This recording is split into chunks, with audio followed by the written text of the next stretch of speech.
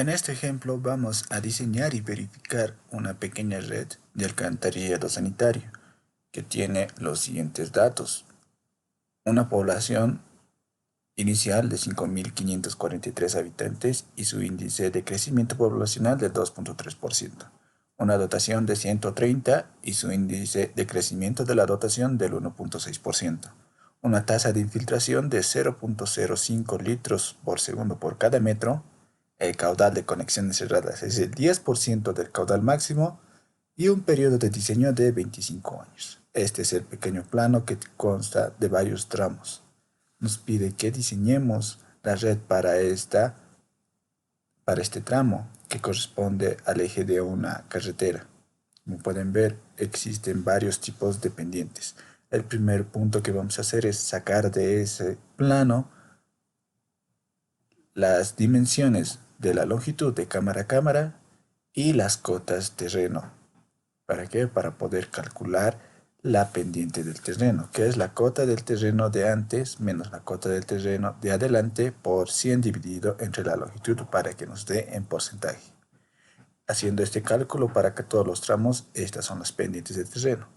Ahora nos vamos a la norma boliviana 688, donde nos da un ejemplo de qué pendientes de tubería podemos utilizar.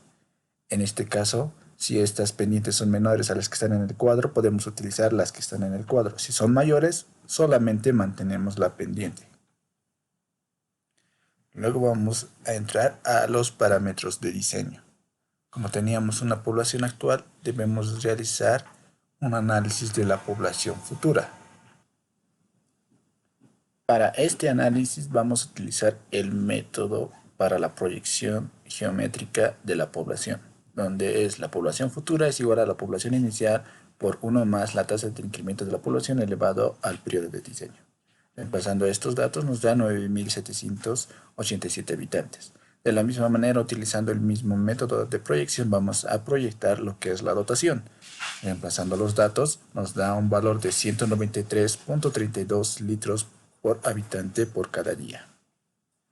Luego vamos a realizar con la población y la dotación futura lo que es el análisis de los caudales. El caudal medio va a ser igual a la población por la dotación por un factor K dividido entre 87.400.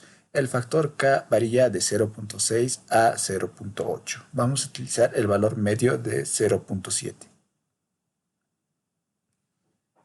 Reemplazando los valores, tenemos un caudal medio de 15.33 litros sobre segundo. Luego, con el caudal medio debemos calcular lo que es el caudal máximo. Para este caso, necesitamos calcular previamente el coeficiente de Harmon, que sirve para una población de 5.000 a 100.000 habitantes. Reemplazando los datos en esta simple ecuación que depende de la población, nos da un valor de 2.964 y multiplicando por el caudal medio tenemos lo que es el caudal máximo, resultando 45.434 litros por segundo. Así, para poder calcular un caudal unitario que va a estar dependiendo de la longitud. Esta longitud máxima de toda la red es de 249.6 metros. Reemplazando los resultados tenemos un valor de caudal unitario de 0.182 litros por segundo por cada metro. Ya con el caudal unitario nos pasamos al diseño. El caudal de diseño es igual al caudal máximo más el caudal de conexiones cerradas más el caudal de infiltración. Reemplazando todos los datos, siendo que el caudal máximo es el caudal unitario por la longitud.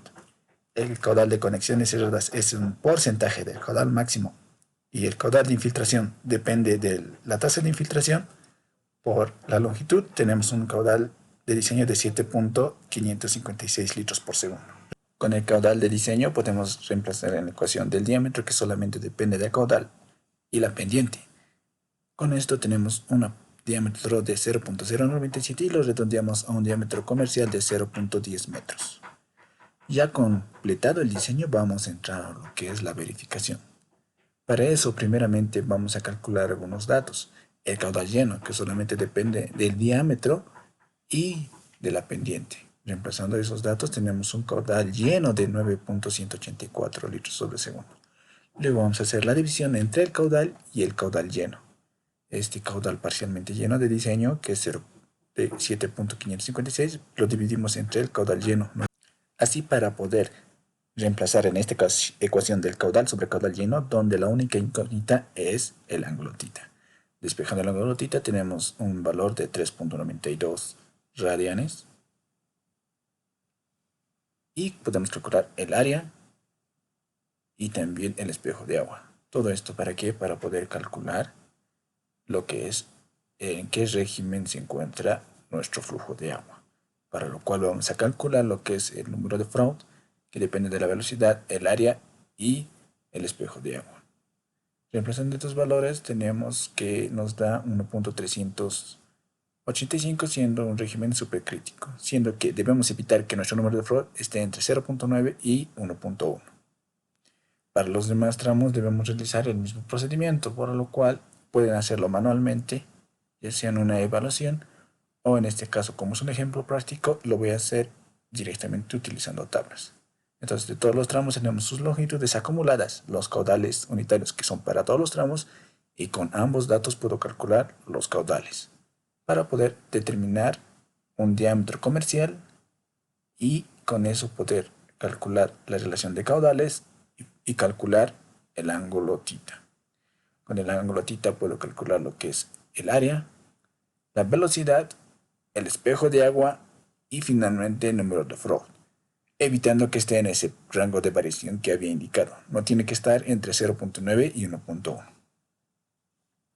Para finalizar este ejercicio vamos a calcular lo que es las cotas soleras para hacer su perfil longitudinal. La cota solera va a ser del primer tramo la cota de terreno menos 1 metro, es la profundidad de excavación mínima.